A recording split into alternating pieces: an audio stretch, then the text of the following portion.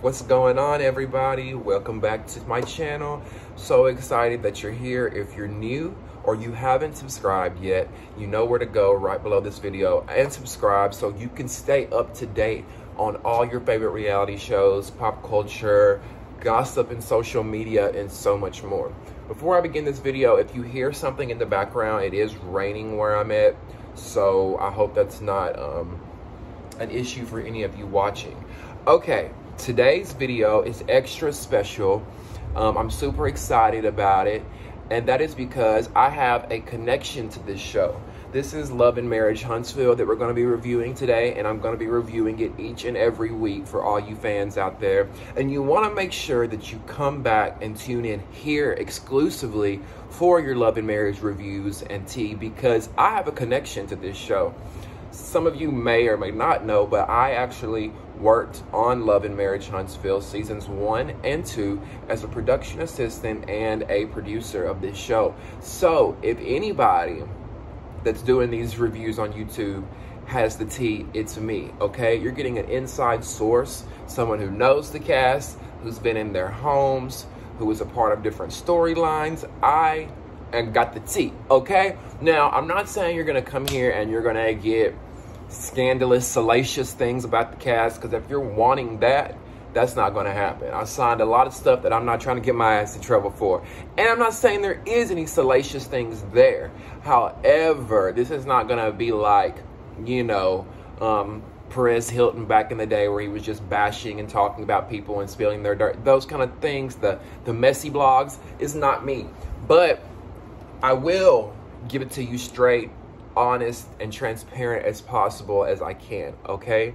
I do want to start out by saying Love and Marriage is a huge hit on the Oprah Winfrey Network. I think it's like their most watched show, and that's great. I'm super proud of Carlos King and his team and everything that they've done to make this show a success, because I'm from Huntsville. I currently still live there.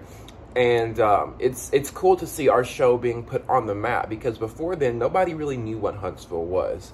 Huntsville is the biggest city in Alabama, but nobody ever really put a spotlight on it. And there's a lot of big personalities here, as you can see on Love and Marriage. There's a lot of great people, places, food, things that go on in Huntsville. And I'm excited for you out there who've never heard of Huntsville before to get a taste of all the drama and shit we got going on here, okay? Okay, so now you know the little backstory to my connection in Love and Marriage. We're gonna get into the review of this episode. This is season 3, episode 6, Martell Signs is what it's called. And I'm guessing that's a spin on Melody's song, Telltale Signs. You know, Melody has a song called Telltale Signs, so they titled this episode Martell Signs, which if you've seen the episode, you'll know why. We pick up at Mel's Taco Tuesday brunch, and if you remember last week when she had the little Taco Tuesday, not brunch, but the little girls' night, Tiffany and Destiny they didn't go at it bad, but Destiny brought up the fact that Tiffany had the nerve to bring up the things that she did at Destiny's birthday party. If you remember, Tiffany brought up to Destiny, you know, remember how I met you, Destiny? I saw your husband out and I thought it was you, and you said that wasn't me. If you remember, you guys remember that episode. So Destiny and Tiffany are reigniting that, and pretty much they're getting down to the bottom of that. I do agree with Destiny here. I don't feel like it was the time and place for Tiffany to bring herself into this new group of women at a birthday party, that is, and say, hey, you know, I think, you remember how I met you? Because your husband, yada, the stuff that she said. I don't remember verbatim what she said, but what she said was messy and shady, along with the whole monster vaping thing, which we'll get into. So I understand why Destiny was frustrated at that birthday dinner when she said that. Let's see. Tiffany kind of played dumb with the situation. She was like, well, I don't know why you're... now, Tiffany, you know good and damn well why Destiny is upset, and that's okay. I think what Tiffany was trying to do was make her mark on her first scene. It's her first scene of the season, group scene, that is, and I think she just didn't want to be the girl in the background that didn't say anything. So she wanted to come in guns blazing and prove, hey, I'm not to be mess with, I'm messy, whatever. Tiffany, you got your moment. And I will say, not that I don't like Tiffany, we haven't gotten enough of her yet. I'm sure when we go inside her home and see more of her storyline, Tiffany will grow on us. You know, at the beginning of all these shows, when someone new comes in, they get a little messy. Destiny got a little messy at the beginning. They all do it. It's part of the job. So Mel has a game that she wants to play amongst the ladies.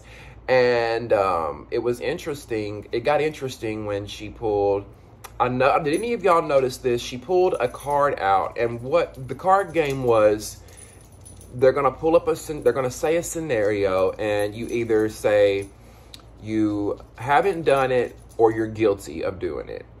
And kind of like Never Have I Ever in a way, but a card game version. And they pulled up the card, had a threesome. Or not had a threesome, I'm sorry. They did have a threesome, but they pulled up the card, have you ever been a side chick? And I thought it was interesting. Destiny and Kimmy put their cards up, but Destiny said she was only guilty of being a side chick because she didn't know that the man had a girlfriend. And I don't know if it was editing after that moment or what, but Kimmy kind of said something, like she pulled her card up, and one of the ladies said, Kimmy, you been a side chick? And she was like, I don't know if she said, yeah, Kiowa or what, but it kind of seemed like, wait, what? Wait a minute, Kimmy. Now, they've accused you of sleeping with Maurice while he was married to Kiowa, and that little moment didn't make you seem any more, or didn't make you seem any less innocent. So I was just confused by that moment. Now, I love me some Kimmy. Don't get me wrong. I don't think Kimmy was a side chick. I think Maurice and Kiowa split up and they started dating, and it was during that raw moment where they had just probably split, and Kiowa probably took it as she was sleeping with her man. I don't think Kimmy was a side chick. That comment in particular that she made kind of confused me and threw me off a little bit. Now, let me keep it clear, because I know Kimmy is a fan favorite, and I love me some Kimmy. I'm not calling her no side chick, as I said, because some of y'all like to come back and make up shit and try to twist it and for what it is. I don't think Kimmy was a side chick. I love Kimmy. I just thought that moment was odd. Okay, moving on. I did think it was interesting, though, how Kimmy said, if you call Maurice right now and tell him, who does Kimmy want to have a threesome with? I bet you he'll tell you somebody. I was like, ooh, okay, Kimmy. So that's how you and Maurice are getting down in the bedroom. I don't think there's nothing wrong with couples having threesomes. If you ask me, I think we're human beings and we aren't built to have sex with one person our whole life.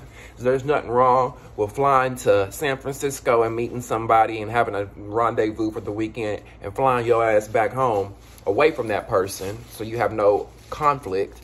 And, you know, spice the marriage up a little bit. I don't see nothing wrong with it. Get your freak on, Maurice and Kimmy.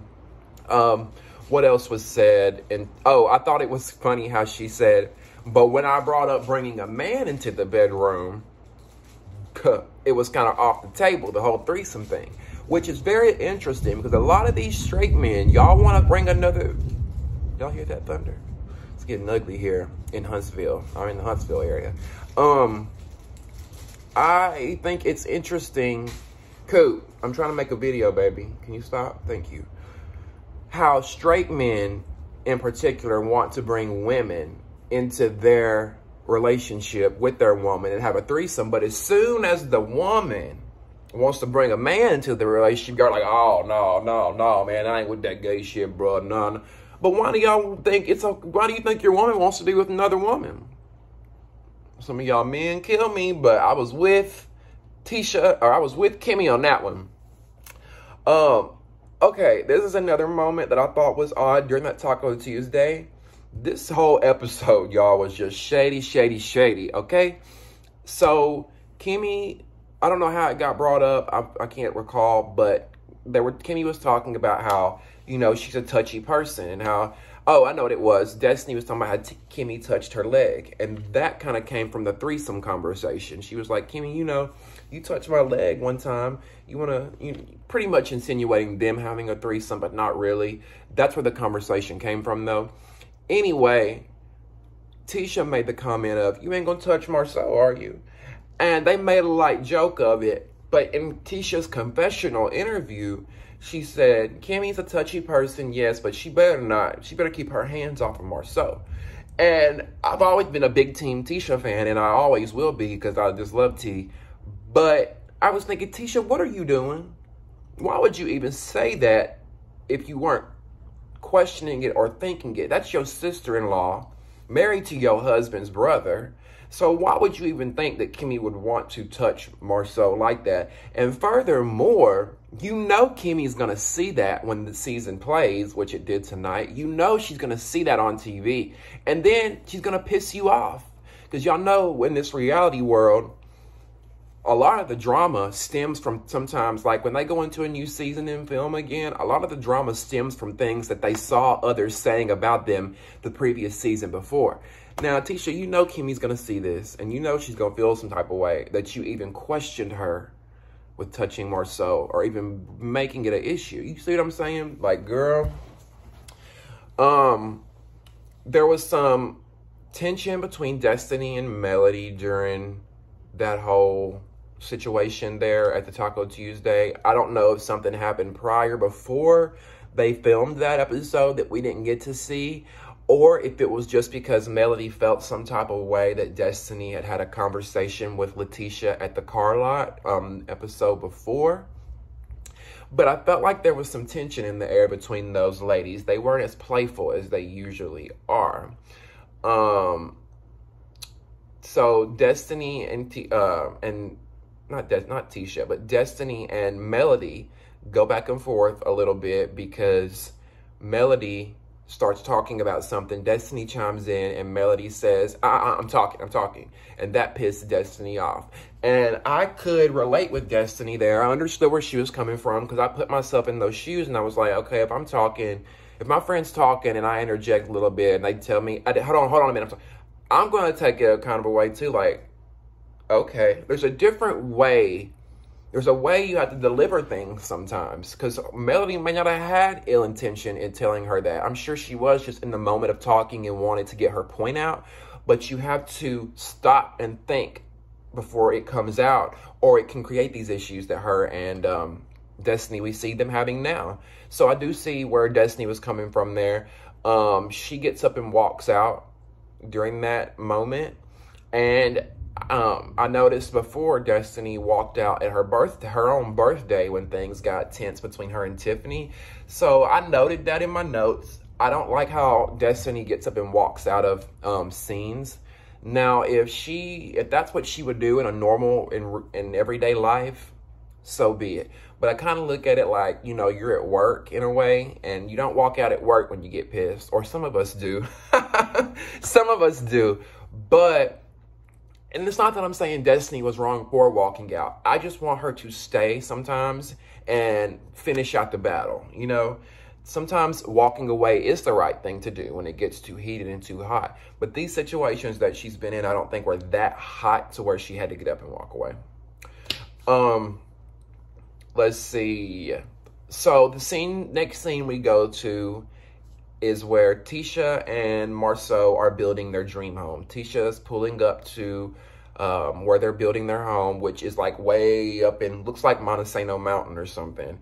They're got this long driveway that they're building, like that it seems like it's going to be very expensive just to put the driveway in itself, because it goes way up these trees and mountains. And come to find out, they're only 1/3 of the driveway being done. And they've been working on this project for 6 months. But come to find out, they've got their Uncle Mike, either Tisha or Marceau's Uncle Mike, working on this project. And Tisha makes the comment that it's been 6 months, that only 1/3 of the driveway has been done, and they're hoping that their Uncle Mike can come through on this project, or they're going to have to get someone else to work on it. Red flags automatically went up when she said Uncle Mike, and I'm like, oh no, Tisha, Marceau, why did you have family?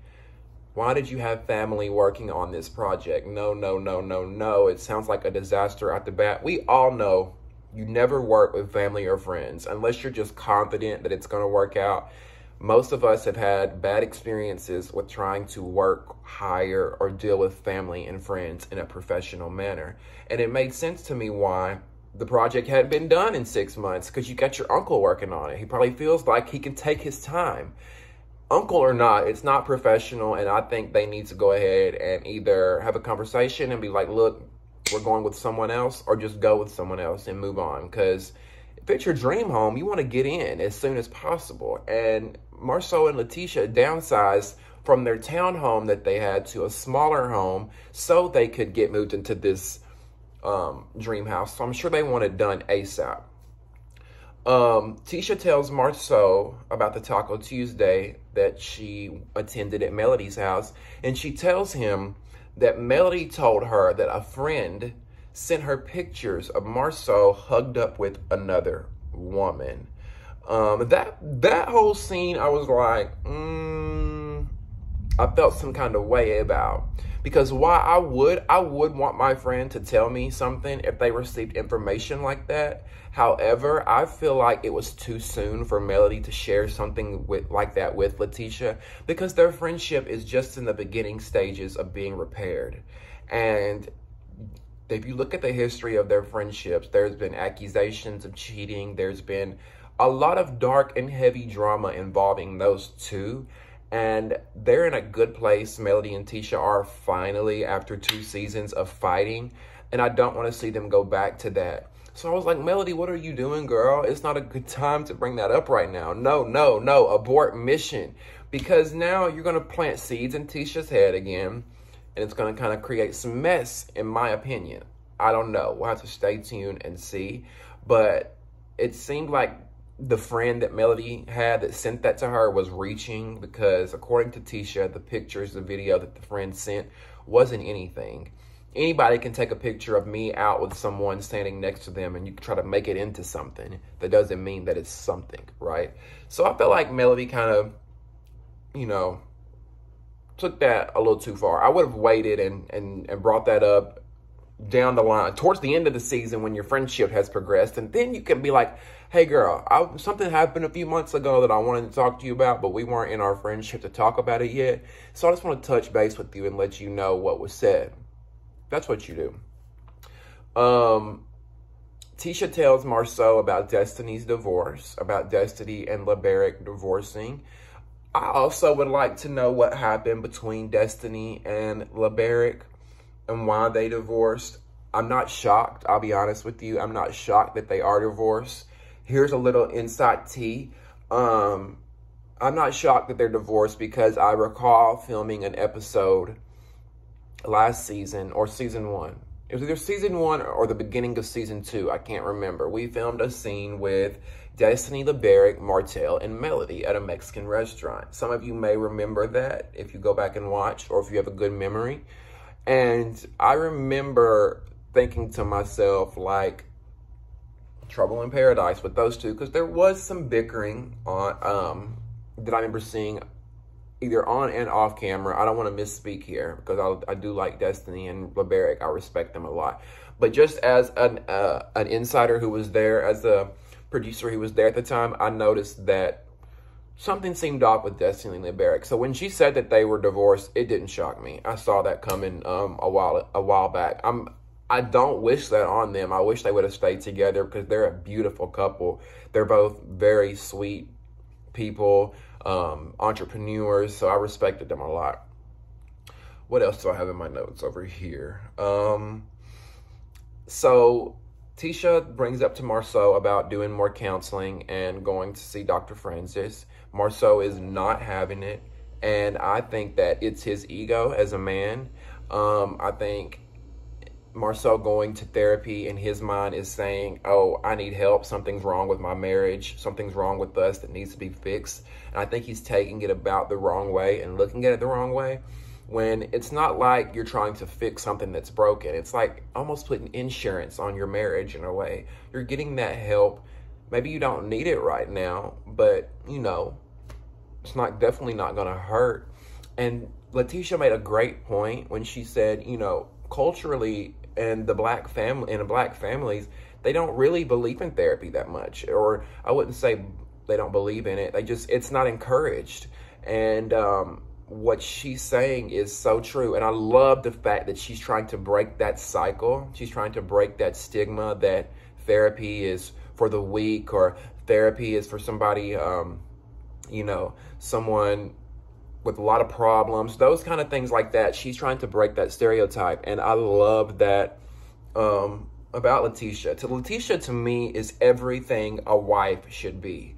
Letitia embodies a wife and a mother. She's a great mother. She's a great wife. People can nag on Tisha all day long, saying she's whiny or whatever. But I've seen Tisha in and outside of the camera, or in front of the camera and outside the camera, and she's a boss. She's humble, she's kind, she's a businesswoman, she's a boss mother, she's a super wife, she's making sure everybody got what they need. Like, she's a cool chick. So I completely see where she's coming from with this whole therapy thing. And you can tell she really loves her husband a lot.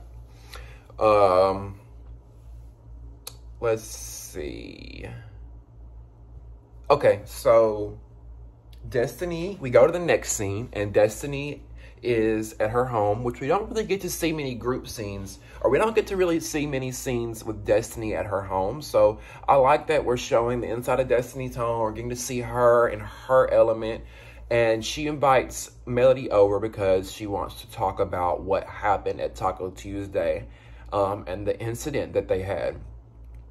And let's see, one of the things Destiny said, I noticed, that shifted this whole conversation, unless it was editing and I didn't see something else. Melody was sitting there listening to Destiny, and I think she did something with her eyes like this. This is exactly how Melody was sitting. And okay, this is how she kind of did. And the first thing that came out of Destiny's mouth, I don't know if Destiny was upset about something else that day, if she had a lot on her plate and she just took it out on Melody, but she like jumped up and kind of like, don't you close your eyes when I'm speaking either. That's exactly how she did. Don't you close your eyes when I'm speaking either. And that just shifted the energy right there. You could tell Melody wasn't having it. And from there, they just ping pong back and forth. Boom, boom. I could see where Melody got pissed there. If that would have been me, I would have been like, hold up, girl. Who you talking to? Okay. But she said, open your eyes when I'm speaking to you. Like I said, I don't know if that was editing, because I don't want to blame Destiny on that if Melody did something that we did not see there, okay?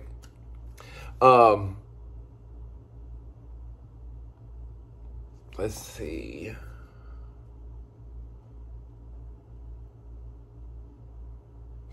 Okay, anyway, so Destiny and Melody kind of go at it a little bit. They bicker back and forth.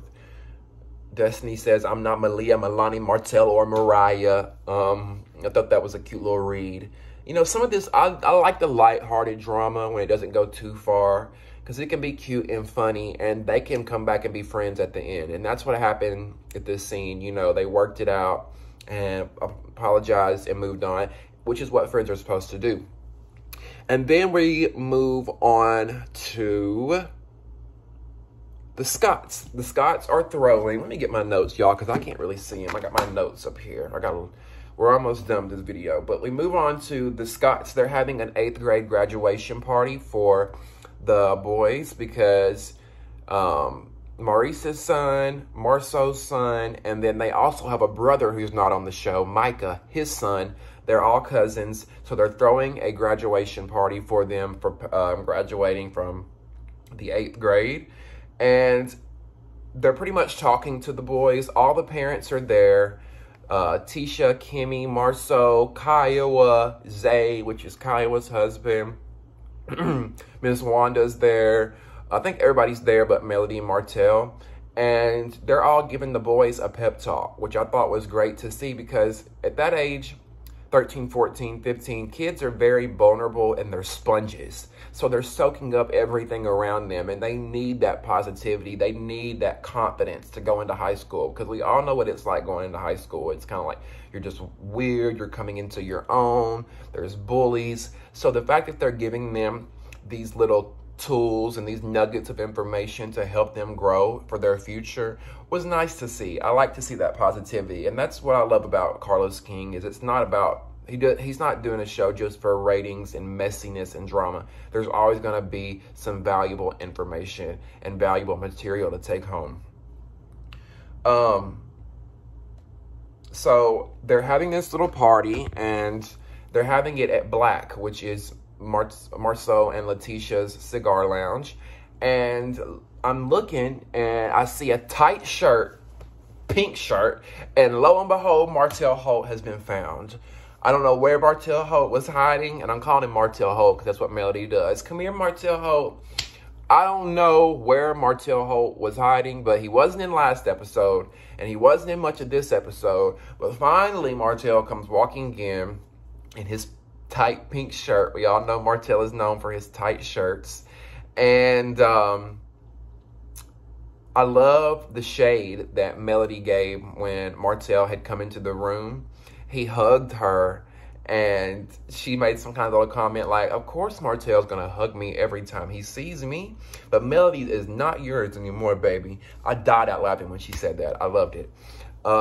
Maurice pulls Louis and Tiffany aside because he wants to have a conversation with them regarding Tiffany gossiping about Monster and the whole vaping incident. And Maurice made a very good point that I'm so glad that he said, you know, you're bringing a minor into this situation. And he was so right. This show is filmed by adults who consented to be on this show. The kids are kind of just extras who come along because they just come along with the deal. And you have to see them because they're a part of the family, right? We want to see the kids. But the kids should be off limits. So I completely understand where Maurice was coming from. Like, why are you bringing up my child vaping? Especially on TV, because now he's going to go to school and potentially be bullied for that. And what if he killed himself for it? We don't know what Monster could be dealing with internally. Maurice made some very good points. And then I look over and Tiffany's crying. I'm like, girl, why are you crying? You can't light a match, throw it, and then start crying when the house burned down. That's exactly how it came off. And I'm just like, to me, it felt like that Tiffany was trying to get out of this. So she started crying. And in the preview for next week, she tells her husband, I kind of felt like it was a sneak attack or something like that. Girl, a sneak attack? You brought up these people's children without them being there and on TV. What did you expect? Another thing I noticed was it's almost like Tiffany's husband did all the speaking for her. I was like, is this Tiffany's husband or her spokesperson? Is this her husband or her attorney? Because Maurice was really addressing the fact that you, Tiffany, brought up the vaping. But of course he's going to talk to you and your husband because that's the respectful thing to do as him as a man speaking to a woman. But I was just confused as to why she was crying. Like, why are you the victim in this situation? I got my eye on you, Tiffany. Now, I'm still giving Tiffany a chance, but I'm watching. Like, I'm watching you, girl. And like I said, I don't know where editing took place here. Tiffany may have said a lot more than what we saw, but I don't know if it was edited out. What I saw with my own two eyes was her sitting there.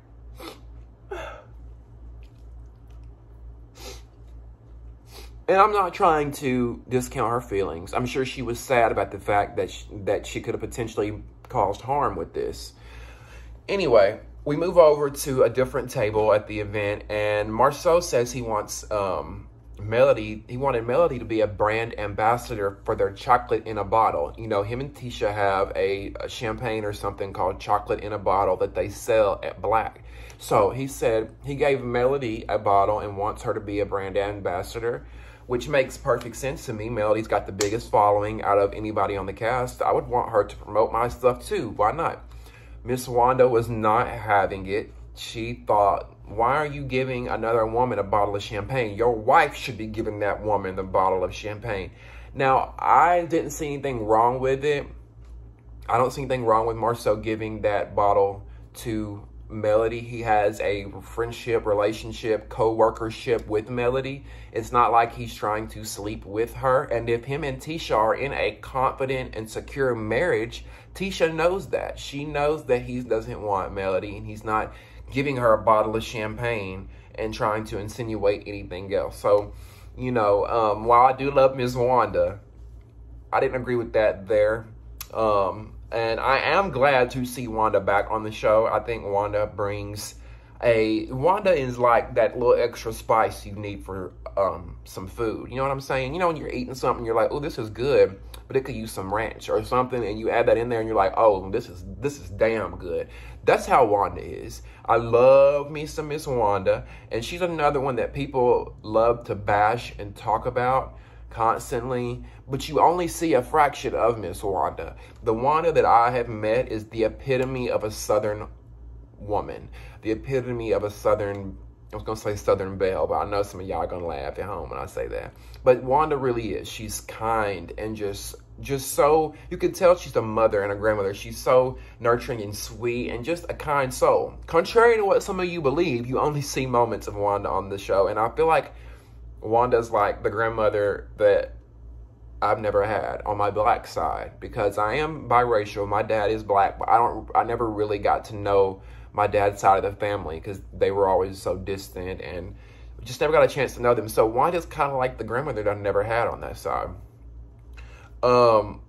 So Melody feels some type of way that Wanda would even bring up the fact that Marceau is giving Melody that champagne, and she's not having it. She gets up, she's like, I'm not dealing with this today. I'm not dealing with it. And I mean, I could see her why she would be upset a little bit, because then she probably felt like Miss Wanda was insinuating there was more going on than what there really is between Marceau and Melody. So I can completely get where she was coming from there.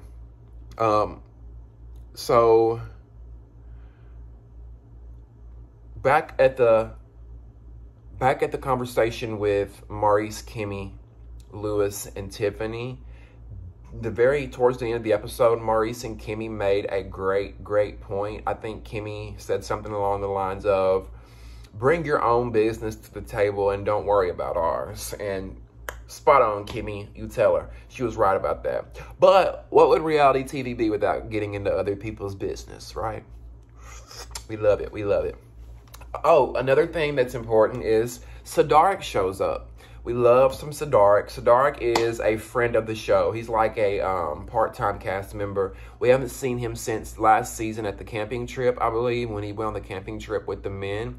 So it was good to see Sadarik show up. He's a big personality. He's funny, and I love to see when he pops in. And I like his little braids he had going on, too. He looked good. He looked really good. Marceau says, I noted something very interesting. Marceau says that he sees a lot of love between Melody and Martell at this little party. And if you recall in last week's episode, when Melody and Martell went to therapy, I definitely saw some love. Now, some would say, and this is a true statement, they were married for a long time, so of course there's going to be love there. But you can really tell it, and I think it's going to take some time for them to be away from each other to completely get over each other. I know they'll always love one another, but I think it's going to take some time before they can walk into a room and not get butterflies about each other. And I don't think Melody still wants him, no. I do think Martell still wants Melody, absolutely. But I do not think Melody still wants Martell. Melody has a glow about her now. You can tell she's having fun, living her best single life, doing her thing, music, everything that she's ever wanted to do, she's getting to do. And I applaud that as someone from a small town in Alabama just like her. When you dream big and you want to do all these things, and she's finally getting to do it. So kudos to you, Melody. And then Wanda has a conversation with Melody and Martell. She pulls them aside and she pretty much tells Melody, look, you're not going to find a perfect man who's not going to do something that you don't like, whether it's cheating or whatever. Why don't you give Martell another chance? And I died at Melody's reaction, okay? When Melody said, well, why don't you go be with him then? Peace, and ducked off, I died. Even Miss Wanda laughed. The one who told her to be with Martell, she couldn't help but laugh at that, because it's so true. Like, y'all want me to be with Martell so bad. Y'all go be with him so you can be sitting up at home crying, worry about where your man's at, because he's out fucking and impregnating every bitch in Huntsville. That's just my 2 cents. And no shade to Martell. No shade to Martell Holt. He's been nothing but nice. So, to me at least. So I ain't trying to shade him. That's where doing these love and marriage reviews for y'all are going to be difficult, because I still live in Huntsville. I know these people. Huntsville's not like New York City. I'm bound to run into one of them again. So, like, I have to be careful how I maneuver these videos, if you know what I'm saying. But that's another thing right there with Wanda I disagreed with. Absolutely not. I think Melody and Martell are better off together.